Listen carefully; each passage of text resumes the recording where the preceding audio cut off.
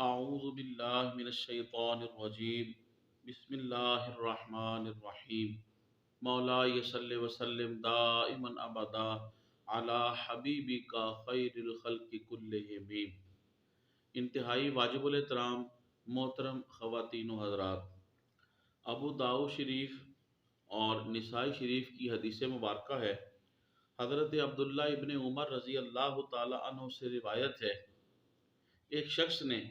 حضور علیہ الصلوۃ والتسلیم کی بارگاہ میں عرض کیا، یا رسول اللہ صلی اللہ علیہ وآلہ وسلم، میرے پاس ایام قربانی میں صرف منیحہ ہے، تو کیا میں اسی کی قربانی کروں؟ واجب الاحترام منیحہ وہ جانور ہے جو کسی نے اس کو دیا ہو کہ چند دن یا کچھ عرصہ تم اسے فائدہ حاصل کر لو۔ تو صحابی رسول رضی اللہ تعالیٰ عنہ نے عرض کیا، یا رسول اللہ میرے پاس تو بس یہی جانور ہے، تو کیا میں اسی کی قربانی کر دوں؟ حضور علیہ الصلوۃ والتسلیم نے ارشاد فرمایا، نہیں، بلکہ حضور علیہ الصلوۃ والسلام نے ارشاد فرمایا، تم اس طرح کرو کہ تم اپنے بال، اپنے ناخن اور اپنی مونچھیں ان کو ترشواؤ گے تو تمہیں اسی میں قربانی کا ثواب ملے گا۔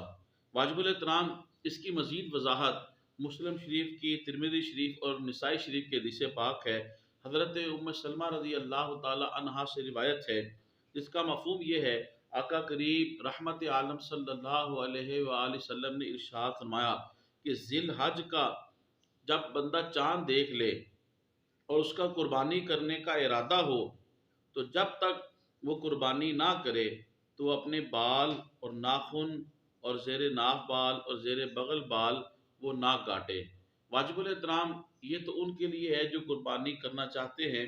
تو وہ ذی الحج کا چاند نظر آنے کے بعد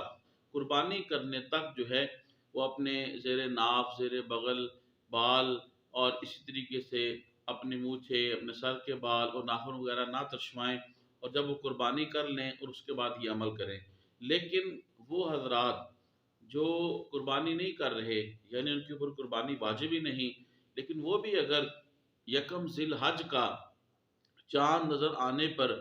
وہ بھی اپنے بال اور اپنے ناخن وغیرہ نہ کاٹیں، اور عید کی نماز پڑھنے کے بعد جب وہ اپنے بال اور ناخن وغیرہ کاٹیں گے تو اللہ تبارک و تعالیٰ اپنے ذمہ کرم سے انہیں بھی قربانی کا ثواب عطا فرمائے گا۔ واجب الاحترام میری آپ سے گزارش ہے، میری اس ویڈیو کو تبلیغ دین کی نیت سے زیادہ لوگوں تک آپ وائرل کریں، شیئر کریں، میرے یوٹیوب اسلامک چینل کو سبسکرائب فرمائیں، یوٹیوب پہ کمنٹس کریں، لائک کریں۔ اللہ پاک آپ کو جزائے خیر دے۔ السلام علیکم ورحمۃ اللہ وبرکاتہ۔